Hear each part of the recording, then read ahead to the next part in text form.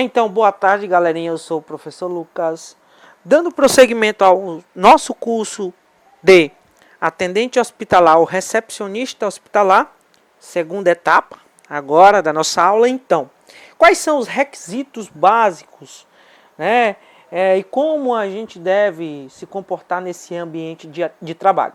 Então, os atendentes da área de saúde, no caso aqui o recepcionista, o atendente hospitalar, são contratados por consultórios médicos, incluindo dentista, né? Nós podemos trabalhar em hospitais, tá bom? Clínicas de fisioterapia, estéticas e ambulatórios. Além do mais, na maioria dos casos, né? O nosso trabalho é de segunda a sexta, podendo trabalhar aos sábados, no caso aqui uma jornada de 40 horas seguidas ou 44 horas, tá bom? Em hospitais que atendem 24 horas, o trabalho pode ser por escala, tá bom? Geralmente escalas aí para que não falte funcionários, não é isso? Podendo trabalhar à noite ou finais de semanas e feriados, dependendo da escala, tá bom? Então, quais são os requisitos básicos, ok? Para que nós possamos ser ou trabalhar nessa área como atendente hospitalar. Para trabalhar como atendente hospitalar, principalmente nessa área, é necessário ter um diploma de ensino médio. Além de que, como eu já havia falado para vocês, nós temos a CBO do atendente hospitalar, né? Além de ter o ensino médio, nós devemos ter um curso que comprove, ok? Pelo menos aí no mínimo de 8 horas da nossa profissão, tá bom? Um curso de profissionalização. E vocês estão passando por isso, né? Dentro aqui da nossa instituição CETEP, por esses treinamentos e profissionalização. Então, o treinamento adicional pode incluir aulas de atendimento ao paciente, faturamento, ética, média, gestão de consultórios, secretariado, entre outras áreas. Então, todos esses requisitos, desde o ensino médio ao mínimo de 8 horas e dentre outras, né, a qual este trabalho requer dentro de um perfil, vocês devem consultar a CBO que eu passei para vocês, né? A classificação brasileira de ocupação, tá bom? Do atendente hospitalar. Além de que, quais vão ser as atividades da nossa área? Então, consultar catálogo de produtos e serviços da empresa, clínica ou no caso, né, se a gente estiver trabalhando na esfera pública, no caso será no hospital ou a UBS, tá bom? Identificar o espaço físico, né, da clínica no caso, ou do posto de saúde ou hospital, tá bom? Consultar a lista de profissionais e departamentos da empresa, ramais internos e telefones externos, né? A qual você precise exatamente. Lembre-se que nós demos, de certa forma, a diferença de urgência para emergência na nossa primeira aula, tá bom? Se for algo imediato de emergência, né? Você já liga logo, contactua com determinados profissionais para fazer os devidos procedimentos ou os primeiros socorros. Tá bom? Caso uma pessoa venha aí passando mal, já aí precisando desse atendimento logo. Interagir com os outros departamentos, né? Para facilitar aí o seu trabalho e você saber como funciona a dinâmica, né? A rotina do seu trabalho. Consultar a lista de horário de funcionário das diversas atividades na empresa ou posto. Clínica ou posto de saúde. Ou unidade básica de saúde, UBS. Então deixa aqui uma frase motivadora de Steve Jobs, que ele diz: a única maneira de fazer um ótimo trabalho é amando aquilo que faz. Então, se a gente coloca amor no nosso trabalho, né, junto aí nesse arcabouço, né, uma profissionalização, a competência, é claro que nós vamos conseguir desempenhar um bom trabalho, né? E as pessoas naturalmente, espontaneamente vão ver isso, essas competências e habilidades em nós, tá bom? Observar normas internas, que é de suma importância, todo posto, ou clínica, ou hospital, né? Eles têm as suas normas internas e é de suma importância. Então, notificar a segurança sobre a presença de pessoas estranhas, caso você não veja isso, né, e não é do seu habitual, tá vendo aquela pessoa, fazer essa notificação, acionar alarme de segurança em caso de assalto, tá bom? Geralmente aí fica no balcão, embaixo, onde você está atendendo, registrar acompanhantes, né, do paciente ou cliente, no caso se for uma clínica, tá bom? Isso é muito importante, evitar a divulgação de informações sobre os pacientes, tem que ter o máximo de sigilo possível, tá bom? Devem, a gente, no caso aqui, na condição de recepcionista hospitalar, ser discreto e discreta, imprimir listas de pacientes internados, a qual, quando for solicitado isso, presencial ou por telefone.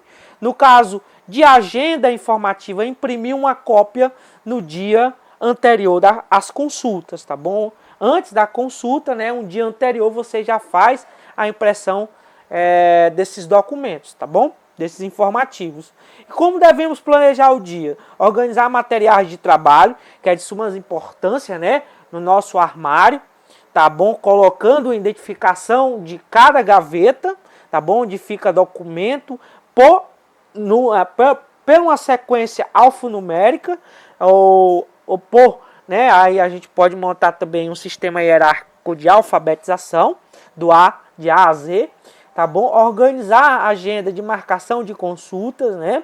Num determinado espaço, tá bom? Na determinada gaveta, imprimir relatórios de controle, participar de reunião na troca de turno e planejar o dia seguinte, que é de suma importância, tá bom?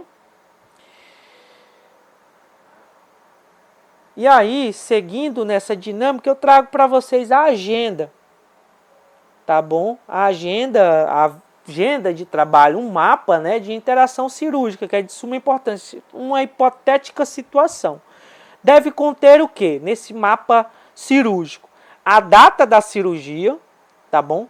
A hora da cirurgia, o cliente ou paciente que vai fazer a cirurgia, tá bom? A clínica ou a UBS, o posto ou o hospital, que vai ser feito esse procedimento, a cirurgia, que tipo de cirurgia vai ser feita, o nome do cirurgião, a anestesia que vai ser aplicada, o anestesiologista, né, que vai fazer a anestesia, e o circulante, né, para saber como é que está a circulação desse documento, como é que está sendo, né, a viabilização desse documento, a identificação deste, tá bom? Então, recepcionar clientes, acolher o paciente é de suma importância e o acompanhante também, saber lidar, ter uma boa abordagem, né? Um bom dia, uma boa tarde, uma boa noite, em que posso lhe ajudar, tá bom? Encaminhar o cliente ou o paciente para diversos setores, né? Lembre-se que você já montou esse controle, isso facilita muito e que você já conhece também essa dinâmica. Lembre-se que nós dissemos lá no começo das nossas apresentações, acabei de enfatizar aqui também, cadastrar pacientes ou clientes, né? Para ir já, de certa forma, emitir, né, os documentos necessários.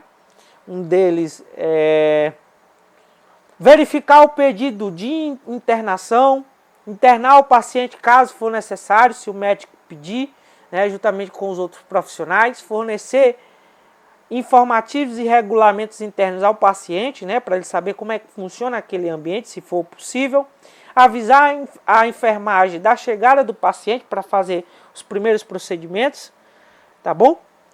Prestar serviços de apoio, ou seja, auxiliar o paciente com informações técnicas do hospital, né?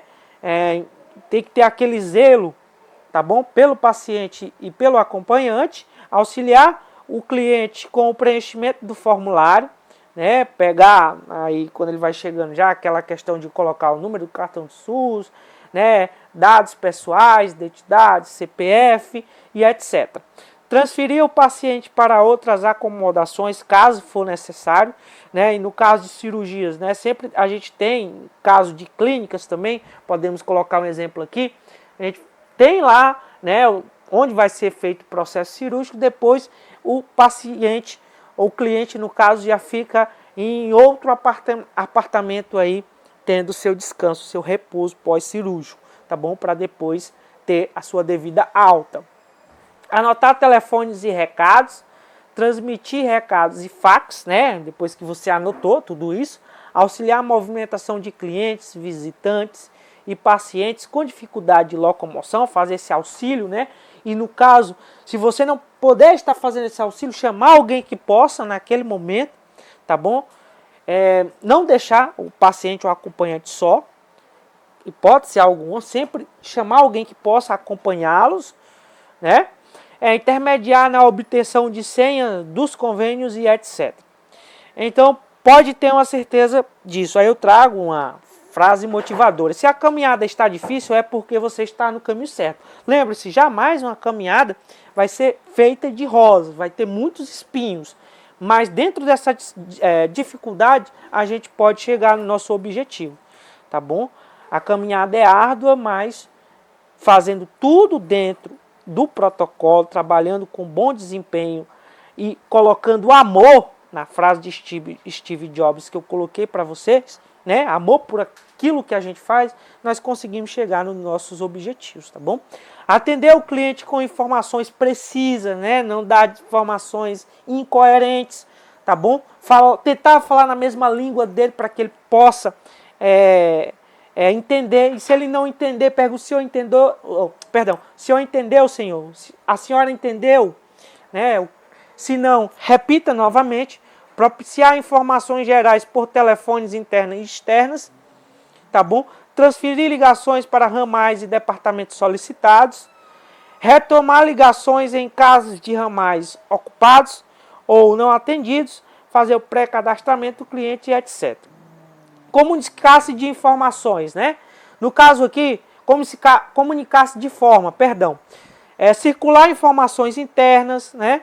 Essas informações têm que ficar ali só na equipe de trabalho, né? Médico, enfermeiro, técnico de enfermagem, você, no caso nós, atendente hospitalar, falar de maneira clara e ágil e objetiva, é o que eu coloquei antes aqui, né? Ouvir com atenção, né, o paciente ou acompanhante, coordenar a equipe, né, onde está paciente X, Y, Z, né? Caso o médico precisa ou a enfermeira, né, precisa ir lá colocar algum sedativo, colocar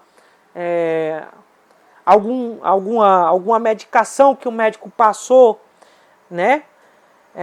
Isso facilita muito ao profissional a identificação aonde este paciente está acomodado, está alocado, tá bom? Está em repouso. Orientar de maneira precisa, comunicar-se visivelmente com o cliente, comunicar-se efetivamente por meio de escritas, tá bom? E aqui eu trago umas competências pessoais. Demonstrar criatividade para resolver problemas. Nós vinhamos nesse percurso tocando nesses pontos, tá bom? Demonstrar persistência, não desista facilmente. Demonstrar proatividade, não fique esperando. Se você sabe que você tem que fazer, faça, né? Isso é a proatividade. Não é que você vai entrar no espaço do seu colega ou da sua colega, mas faça o que você tem que fazer, não deixe para o dia seguinte.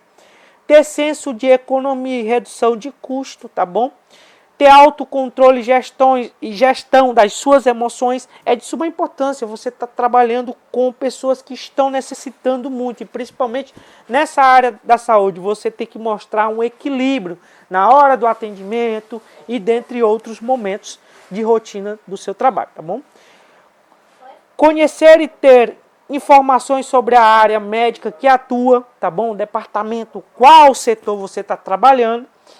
Gerenciar a sua imagem no trabalho, né? Ter uma boa imagem, um bom aspecto visual é de suma importância. As mulheres não usar exemplo, né? Não usar roupa muito decotada e nem justa demais, né? Sempre usar aí roupas, blusas, se for polo,